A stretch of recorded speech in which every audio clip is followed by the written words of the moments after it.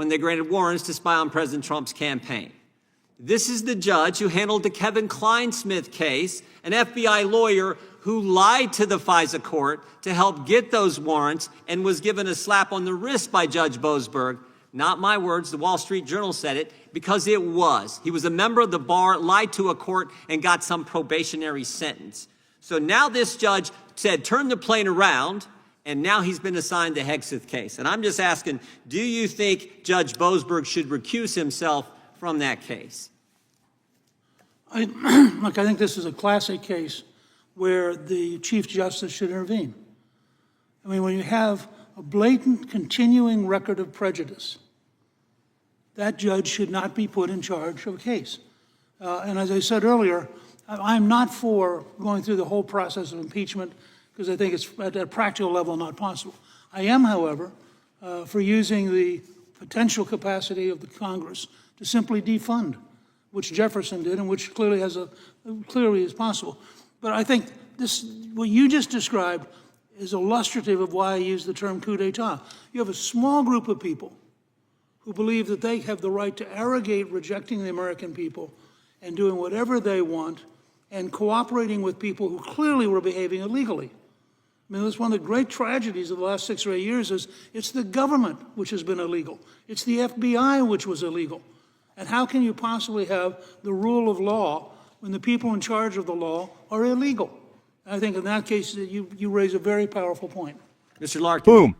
We've got a major showdown in Congress. Jim Jordan presses Newt Gingrich hard on whether Judge Boasberg should step away from a high-stakes case. This is a moment you don't want to miss. What's going on? A judge tied to controversial past rulings on Trump-related cases, accusations of judicial bias and double standards. What Jordan and Gingrich believe should happen next. Stick around till the end because things get heated, and trust me, you won't believe how this conversation ends. Before we jump in, smash that subscribe button and turn on notifications so you never miss a breaking update. So Jim Jordan goes straight for the jugular. He asks Newt Gingrich point blank, should Judge Boasberg recuse himself? And let's be real, this isn't just any judge we're talking about. Why does it matter? Boasberg was on the FISA court when they approved warrants to spy on Trump's campaign. Larkin. He handled the Kevin. Should Judge Boasberg recuse himself in the Heith case? Oh, I don't want to offer an opinion about a specific case that I'm, know only. Do you think Judge Boasberg, based on what the speaker just said, what I highlight, think Judge Boasberg has a bias against President Trump and what he's trying to accomplish?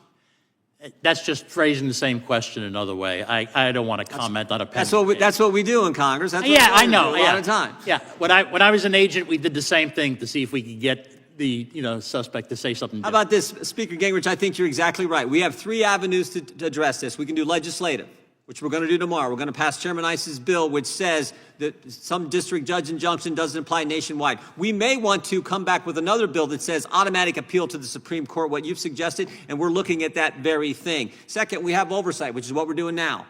We're highlighting how ridiculous some of these decisions have been. Yeah. And third, what you pointed out is we got the appropriations process. The ultimate power we have, Mr. Massey's right, the power of the purse, we should use it. We should use all 3 of those avenues to make sure the will of the people, we the people, gets accomplished. Well, my personal view is that if you were to pass the ISA bill tomorrow, you just sent a very clear and compelling signal to the Chief Justice that he had better get out of lecturing the Congress and get into managing the judiciary, or he's going to be facing a real crisis of the system and a real erosion of judicial authority. Well said. I yield back. Gentleman yields back. He handled the Kevin Kleinsmith case where an FBI lawyer lied to the court and got a slap on the wrist. And now he's assigned to yet another major case involving Trump's political future. Conflict of interest much? Gingrich doesn't hold back. He says this judge has a blatant record of prejudice and calls for the Chief Justice to step in. And guess what? He's not the only one who thinks so. Key takeaways from Gingrich's response. The judiciary is supposed to be neutral, but is it? He suggests defunding judges who abuse their power like Thomas Jefferson did in the past. Calls it a coup by the government itself. A system that protects itself instead of the American people. What do you think? Should Congress step in? Let me know in the comments. Jordan lays out 3 ways to tackle this judicial overreach, and trust me, these could shake up Washington. The 3-step plan. Pass new legislation limiting how much power district judges have. Increase oversight to expose these shady rulings. Use Congress's power of the purse, aka cut the funding. If you think Congress should act, hit that like button right now. Chairman, Professor Shaw, so was Judge Boasberg correct when he said turn the plane around?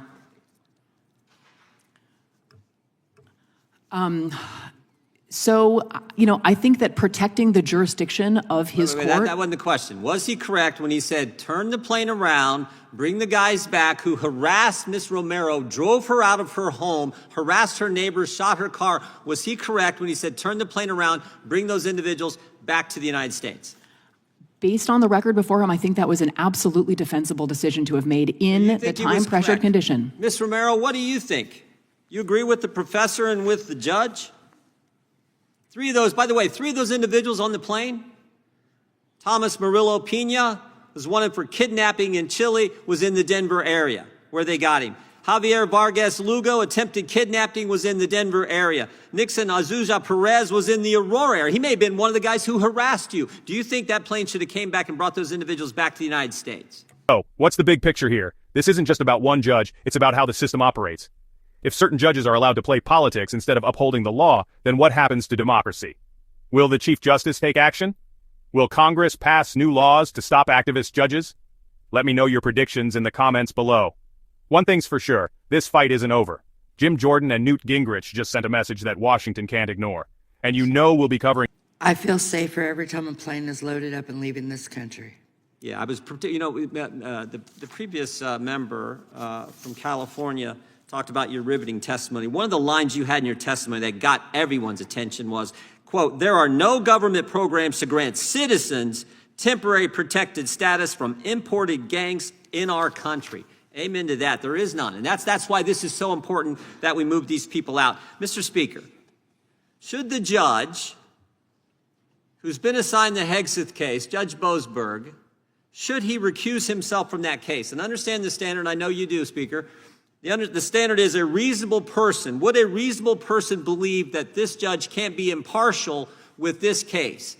And I would just remind you of a couple things.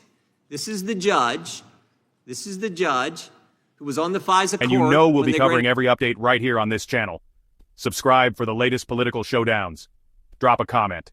Should Judge Boasberg recuse himself? Hit that like button if you think Congress should take action. Until next time, stay informed, stay engaged, and I'll see you in the next video.